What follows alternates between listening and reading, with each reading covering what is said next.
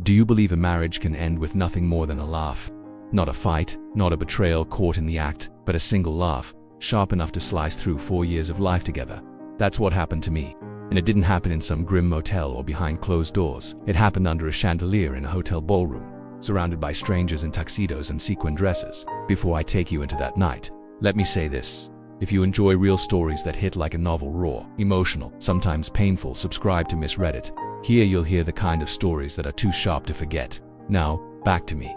My name is Tom. My wife, or ex-wife I suppose, was Olivia. From the outside we looked fine. We had the house, the decent cars, the kind of life that made neighbors nod and think they're doing well. But underneath, the foundation was already cracked, and I knew it.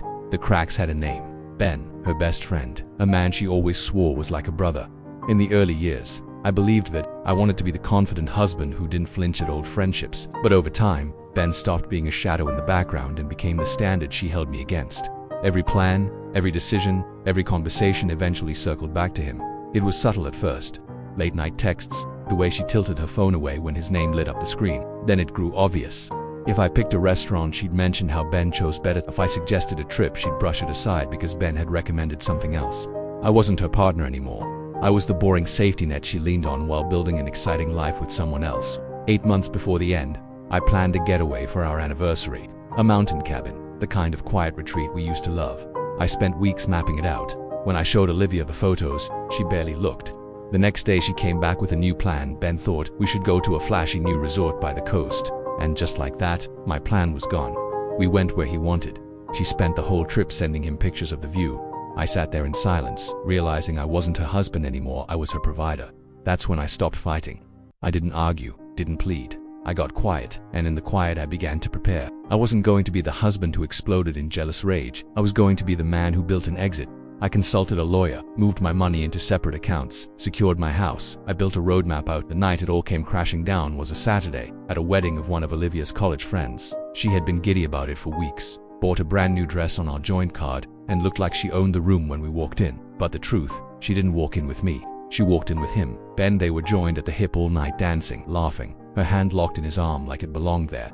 I didn't argue, I just observed, cold, detached. And then, it happened.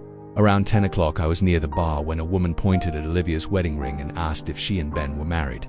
Olivia could have ended it in a second. She could have pointed across the room at me, her actual husband. Instead, she laughed, loud, shrill, fake, and then she said, "Oh, I'm married, but not to Ben, unfortunately. Actually, it doesn't really count. He's boring." The group laughed with her, a polite, shallow laugh. But for me, it was a guillotine blade. My marriage didn't end with a scream, it ended with a laugh. Her laugh. I didn't storm across the room. I didn't throw a drink. I just lifted my hand, gave her the smallest nod and walked away. That nod wasn't a wave, it was a signature at the bottom of a contract that had already expired. And as I stepped out of that ballroom, I knew exactly what I had to do. The plan I'd built for months wasn't hypothetical anymore. It was time to execute it.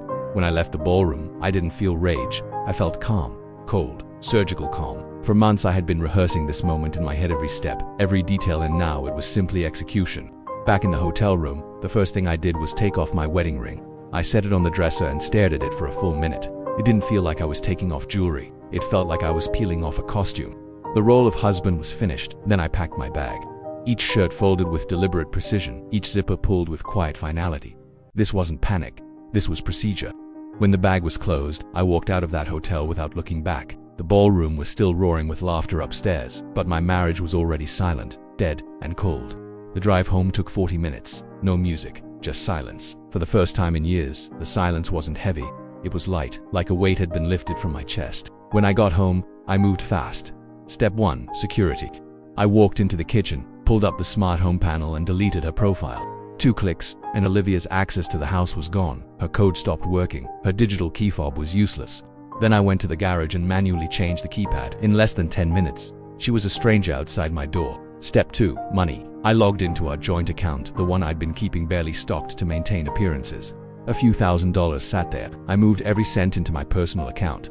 Then I opened the credit card account. She had an extra card, the one she'd used for the dress, the spa day, the designer luggage. I reported it stolen. In 30 seconds, it was dead plastic. Step 3, her belongings. For months I had kept a stack of flattened boxes in the garage, ready for this night. I pulled them out, built them, and started packing. Her side of the closet, her vanity, the bathroom, the home office, every shoe, every expensive perfume bottle, every silk blouse, box after box, stacked neatly in the garage. 3 hours later, my house looked like mine again, silent, orderly, free.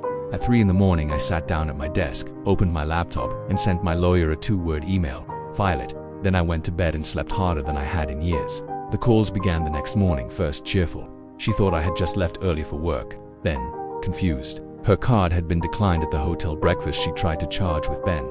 Then, panicked. She was on the porch, screaming into the phone that her key didn't work. I answered that one. "Tom, what's happening? I'm locked out," she yelled. "I know," I said, my voice flat. "What do you mean? You know, this isn't funny. Let me in." I breathed out slowly. "I heard what you said last night, Olivia. I heard you tell everyone our marriage didn't count because I'm boring. So consider this me giving you what you wanted. You're free now. No boring husband, no boring house." She broke down instantly. "It was a joke. You're exaggerating. You misunderstood, but I didn't care. It was finished. Your things are in 42 boxes in the garage. A moving company will take them to storage tomorrow. I've already paid for 3 months. The joint account is empty. The card is cancelled. The divorce papers will be on your desk by Monday. It's over." I could hear Ben in the background, puffing himself up, telling her I was bluffing, that it was all drama. But they didn't understand. This wasn't drama. This was math. This was execution. "You can't do this," she sobbed. "I already did," I said, and hung up. Then I blocked their numbers. Phase 1 was complete. I knew Olivia and Ben wouldn't go quietly. People like them never do. They can't stand losing control, can't stand being exposed for what they really are. So when brute force didn't work, when the locked doors and dead credit cards made it clear they were cut off, they shifted to the battlefield they knew best. Reputation. It started within 24 hours. Whispers, half-truths, little poison seeds dropped into our social circle and their version. I wasn't a calm husband who executed a plan. I was a jealous tyrant, a controlling maniac who snapped at the wedding. They painted a picture of me storming out in rage, then cruelly locking my poor wife out of her own home. Olivia was the helpless victim. Ben, the loyal friend who just wanted to help. And some people believed them. That's the thing about lies. If you serve them with enough drama, someone will swallow. The first blow came from Olivia's mother. A long voicemail, thick with tears, telling me how disappointed she was, how Olivia was devastated, how I needed to be a man and fix what I had broken. I saved the voicemail, but I didn't respond. Then came the text pages of accusations, most from Olivia herself. "You're a monster. You're abusive. Everyone's going to know what you did." They wanted me rattled, defensive, desperate to prove my side. But I wasn't playing that game. I didn't need to shout louder. I just needed proof. See, weddings in 2025 aren't private moments. They're productions. Every laugh, every whisper is caught on someone's phone, and I knew exactly who to ask. Maya, the bride's younger cousin. I remembered her glued to her phone all night, recording everything for Instagram stories, so I reached out casual. Told her I was putting together a little memory project for the newlyweds and would love to have her clips. She was thrilled to share. Within an hour, I had a link to dozens of videos. I sat at my desk, headphones in, scrolling through shaky dance footage and group selfies until I found it. The moment, clear as crystal, Olivia at the bar, a stranger pointing at her ring, and then that laugh, that shrill, fake laugh, followed by her voice, sharp and undeniable. "Actually, it doesn't count. He's boring." 10 seconds of audio, that was all I needed. My silver bullet. I didn't blast it on social media. That wasn't my style. No, this had to be precise. Surgical. I made a group message. Just a handful of people. The bride and groom, Olivia's parents, her sister, and Emily, Ben's longtime girlfriend, the one who had no idea she'd been made into a fool. I had her number from a dinner months ago. The message was short. "I know you've been hearing a lot of versions of what happened. I just want the truth to be clear. This is why my marriage ended. The audio is all that matters." Then I attached the clip, pressed send, put my phone on silent, and went for a long walk under the night sky. By the time I came back, the information war had shifted. No longer was I the monster. Olivia and Ben had become the punchline. When I pressed send on that 10-second clip, I didn't know exactly how far the ripples would travel. I only knew one thing. The truth had finally entered the room. And once the truth walks in, lies don't stand a chance. The first explosion came from Emily, Ben's girlfriend. To say she was furious would be an understatement. She was a storm, and Ben was the lightning rod. She didn't just break up with him quietly. She went nuclear. Within hours, she posted the video on her own social media, tagging both Olivia and Ben. Alongside it, she wrote a scathing essay about years of deception, gaslighting, and disrespect. It wasn't just a breakup, it was a public execution. The clip went viral in our social circle. Suddenly, everyone who had been whispering that I was too controlling went silent. The evidence was undeniable. Olivia laughing, dismissing me, dismissing our marriage as a joke. I didn't have to defend myself anymore. The truth did it for me. The fallout hit Olivia like a wrecking ball. Her parents, image-obsessed, terrified of public shame, were livid. They confronted her with the video, and when she couldn't deny it, they cut her off completely. No more financial support, no more emotional safety net. They told her to get a job, to grow up, to live without their constant bailouts. And Ben, his life collapsed even faster. His entire career in sales depended on charm, reputation, connections. Who wants to work with a guy whose girlfriend just exposed him as a liar, whose name is now tied to a viral cheating scandal? Within weeks, he lost his biggest accounts.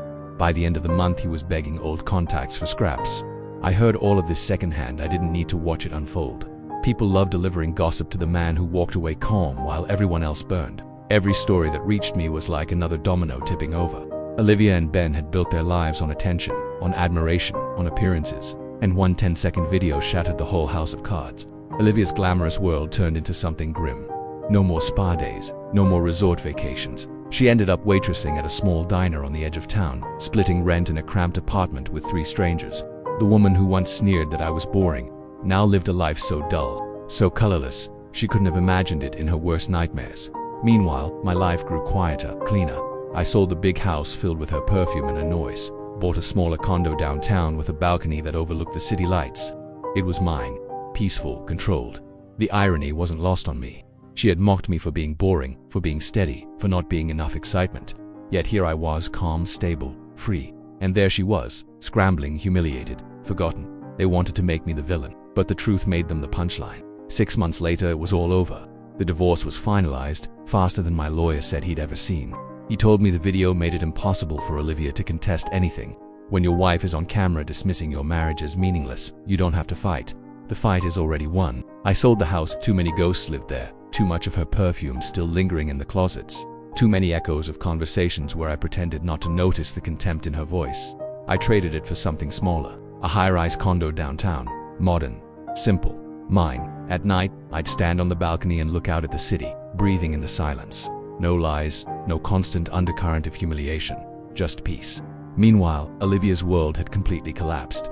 The woman who once thrived on attention now avoided eye contact with anyone who might recognize her. Her parents, humiliated beyond repair, had cut ties. Then her shining knight was broke, unemployed, and socially radioactive.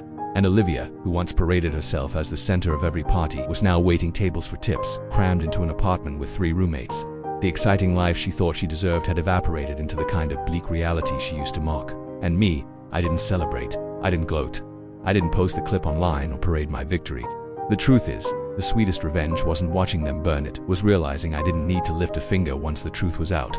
I had only held up a mirror, and they were the ones who couldn't survive their own reflection. Sometimes I think back to that night, to that laugh.